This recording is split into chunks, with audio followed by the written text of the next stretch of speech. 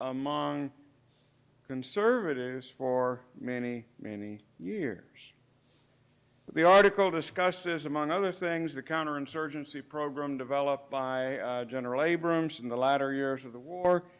It seems to agree with writers such as Louis Sorley that Abrams' program was working. Indeed, the United States was on the verge of victory in 1972, say, if Congress had not drastically cut aid to South Vietnam, therefore ending any chances of victory, snatching defeat, as it were, from the jaws of victory.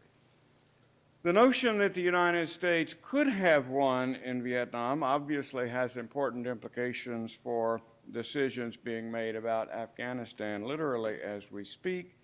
The paper we're considering at this panel deals with one element of Abrams' program in a single province and obviously is very timely. The Newsweek article also reminds us, if indeed we need reminding, that Americans, at least of that generation, are as deeply divided about the Vietnam War today as they were when the war was being fought. On the one side, there are those who, either from the gut or from the mind, believe very strongly, in some cases passionately, that this was a war that should not have been fought and could not have been won. We had no business being there, some would argue. We couldn't or wouldn't do what was required to win, so there was no point in staying. Shouldn't have been there in the first place, again, is what many are saying. For those, especially on the political left, Vietnam made clear that in interventions in insurgency-like situations in third world countries were immoral or unnecessary, maybe both, and that they would inevitably turn into quagmires. The central lesson was never again intervene in insurgency-type conflicts in third world countries.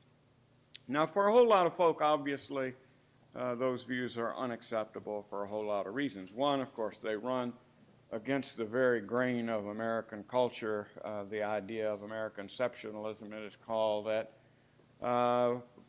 in our relations with other peoples and nations, we have acted benevolently, and second, when we put our mind to it, we're going to succeed. Difficult we do tomorrow, impossible may take a while. If we do happen to fail, it's going to be our fault. It's the result of fools or knaves or both within our midst, and especially our government. So there was strong resistance that built up in the 80s to this idea that Vietnam shouldn't have been fought and couldn't have been won. In the aftermath of the brutal reunification of Vietnam after 1975, many people again said, well, we were right about these guys all along. There was a moral reason to be there in defending South Vietnam. Ronald Reagan shocked a lot of folk in 1980 when he described Vietnam as a noble war, but he also struck a very resonant chord, responsive chord. A lot of people also dismissed the idea that the war couldn't have been won. They insisted that had we used the military instruments at our disposal without limits, without restrictions, we could have prevailed. The civilians did not permit the military to win. Views that seep over into the popular culture. I assume many of you have seen the movie Rambo, that classic of the 1980s, where at the very beginning he's accepting his mission to go back and win the war single-handedly, and he says, sir, do we get to win this time? The implication, obviously, that had been denied before. This debate began during the war itself. It raged through the 80s in bitter squabbles over U.S. intervention in Central America. It persisted in the 90s in debates over interventions in Haiti, Somalia, and the former Yugoslavia. It was evident in somewhat muted form even after the horrors of 9/11 in the initial debates over intervention in Afghanistan and subsequent debates over the invasion of Iraq. And as the Newsweek article makes clear, it continues today in discussions over what we should do in Afghanistan. Today's debate focuses on the utility and especially the doability for the United States of counterinsurgency. It also, and I get a better sense of that after 24 hours here, involves a debate over to what extent the Army should be restructured, recommitted to fight counterinsurgency. And Vietnam has come to have, as I suggested at the very beginning, a part in this debate. I don't need to go over all this because it's history you have lived through. Not often you can do that when you teach these days, at least for my generation.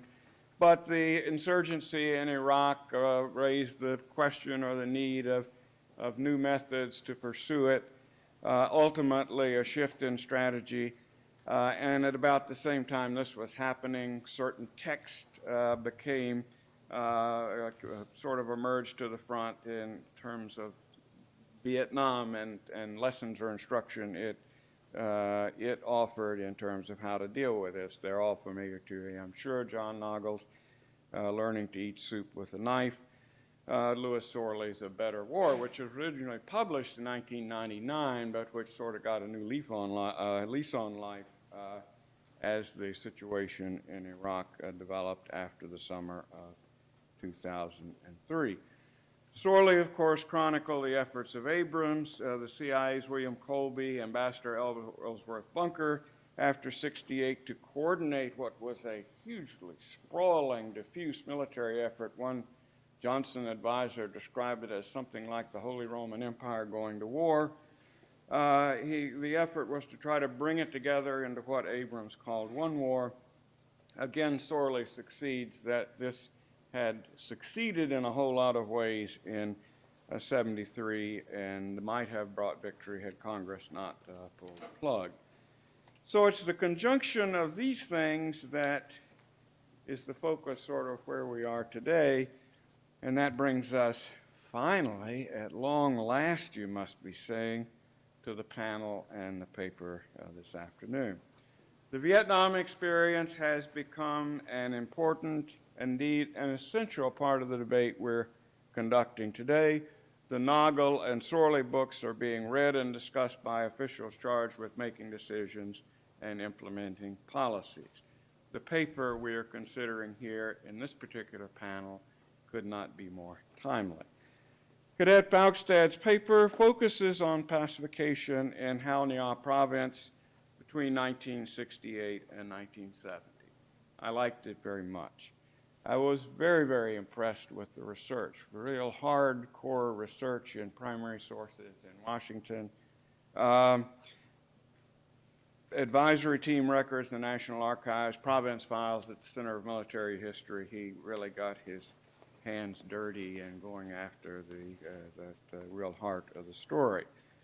I would like to have seen a little bit more background and contextual information here and there. No need on a paper like this for a long digression into historiography. Those things historians drive each other crazy with. But I thought he might have done more to link what happened in Hao Nha to the larger debate on counterinsurgency in Vietnam. That said, this is the sort of detailed rice root study that really helps us understand how complex the task of pacification was and the enormous challenges it posed for those engaged in it. General Maxwell Taylor once observed that there were more than 44 different wars in South Vietnam, one for each of the provinces of that country. Local studies are therefore absolutely indispensable to try to answer the most difficult and basic questions posed by the war. And I think in that respect, this paper presents a very valuable contribution. During my year here at West Point, I was very, very impressed with the research and writing skills of Cadet